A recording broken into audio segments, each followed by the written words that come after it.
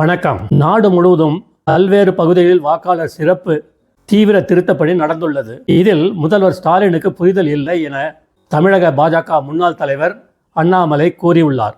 மேலும் அவரது அறிக்கையில் தமிழகத்தில் வாக்காளர் சிறப்பு தீவிர திருத்தம் குறித்து முதல்வர் ஸ்டாலின் காட்டும் பயங்கரமான இரட்டை நிலைப்பாடுகளும் சதித்திட்டம் என்ற அவரின் அனுமானமும் அவருக்கு புரிதல் இல்லை என்பதை காட்டுகிறது.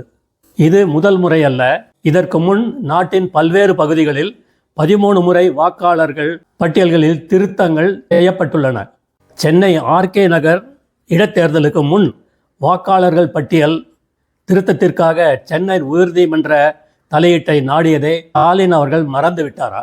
அவர் வாக்காளர் பட்டியலில் இல்லாத உயிரிழந்த இடம்பெயர்ந்த வாக்காளர்களின் பெயர்களை நீக்குமாறு தேர்தல் கமிஷனிடம் வலியுறுத்தியுள்ளார். கடந்த 2017 தமிழகம் முழுவதும் உள்ள வாக்காளர் பட்டியலை திருத்த கோரி தேர்தல் கமிஷனிடம் மனு அளித்துள்ளார். இதை மறந்துவிட்டாரா? வீடு வீடாக வாக்காளர்களை சரிபார்க்க வேண்டும் என கோரியது ஜனநாயகத்தின் புனிதம் என்பது வாக்காளர் பட்டியலின் நேர்மையை சார்ந்துள்ளது என அண்ணாமலை அவர்கள் கூறியுள்ளார். ஜெய்ஹிந்த்.